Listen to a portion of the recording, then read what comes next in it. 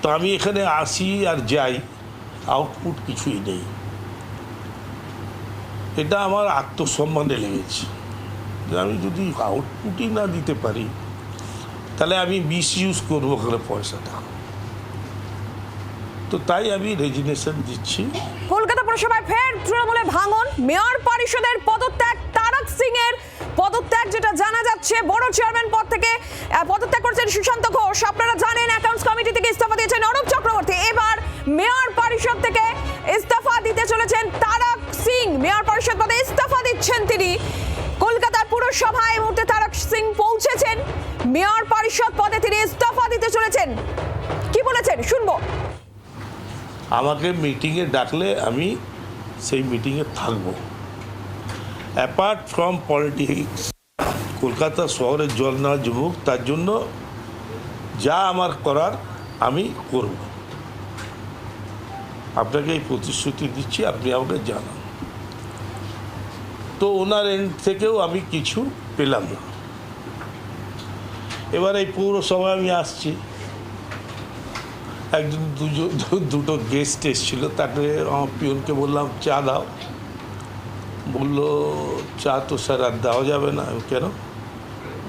বললো ক্যান্টিন থেকে বলেছে পয়সা দেয়নি, তো চা পাতা ফাতা পাওয়া যাবে না।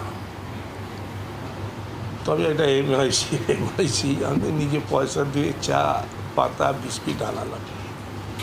তারপরেও আমি এলাম যে কমিশনারকে যখন বলেছি হয়তো একটা কিছু হবে বা দলের পক্ষ থেকে একটা সিদ্ধান্ত হবে, দেখলাম কিছুই হলো না।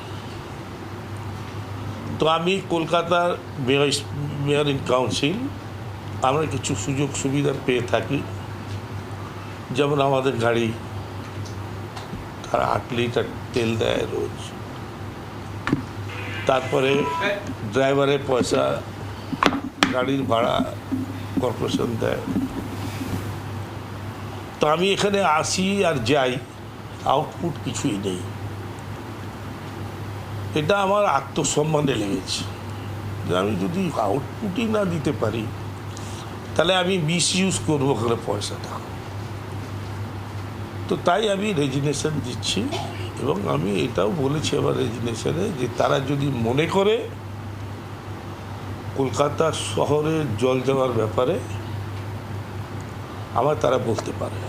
আমার ডাকলে আমি নিশ্চয়ই পূর্ণ সহযোগিতা করব কলকাতায় যাতে জল না যায়। মেয়রকে বলেছিলেন আজকে রেজিস্ট্রেশন মেয়রের সঙ্গে কথা হয়েছে আপনার? মেয়রের সঙ্গে এই ব্যাপারে দেখো, তোদের একটা কথা বলি, একবার বলেছি, বারবার আমি তাকে বলতে যাব কেন? তোমাদের কাছে কোনো ব্যক্তি মেয়র হতে পারে, চিফ মিনিস্টার হতে পারে, অন্য মিনিস্টার হতে পারে, কিন্তু ব্যক্তিটা একটাই। একটা মানুষের তার নিজস্ব একটা চিন্তাধারার মধ্যে থেকে মানুষ চলে। তা আমি একটা কলকাতা পৌরসভার মেম্বার, মেয়র ইন কাউন্সিল। এই যে আমি মেয়রের সম্বন্ধে আমার অভিযোগ আছে, এই যে এমআইসি মিটিং হলো না, মেয়র তো আমাদের মেম্বার, মেয়র ইন কাউন্সিলদের নিয়ে কোনোদিন মিটিং করে বললো না যে এটা হলো না, কেন হলো না, কি করা দরকার, করলো না। হাউস বন্ধ হলো, সেটা নিয়েও উনি ডিটেলসে আমাদের সাথে আলোচনা করবো না। আমি যতটুকু পড়াশোনা করে জেনেছি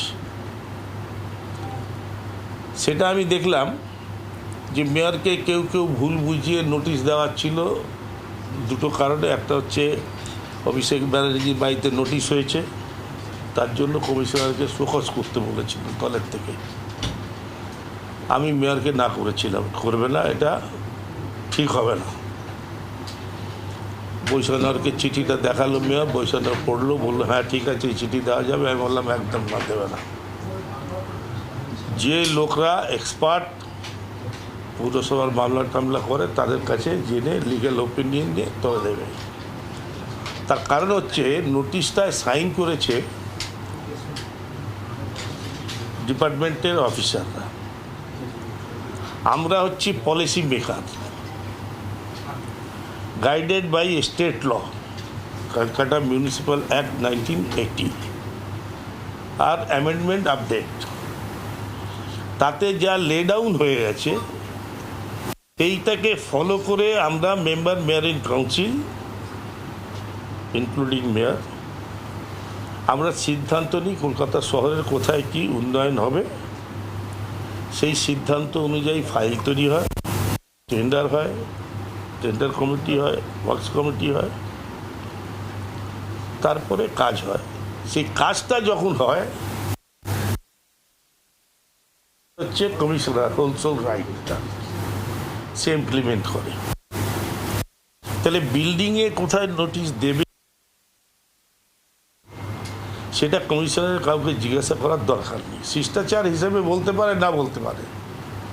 তো কমিশনার যদি বিল্ডিংয়ের জন্য নোটিশ দিয়ে থাকে বা দিয়ে থাকে তো কোনো অপরাধ করেছে আমার মনে হয় না। সেকেন্ড পয়েন্ট যেটা, যে হাউসটা বন্ধ হলো, নোটিশটা দিল সেক্রেটারি। বাংলার আওয়াজ, বাঙালির আবেগ, জি 24 ঘন্টা।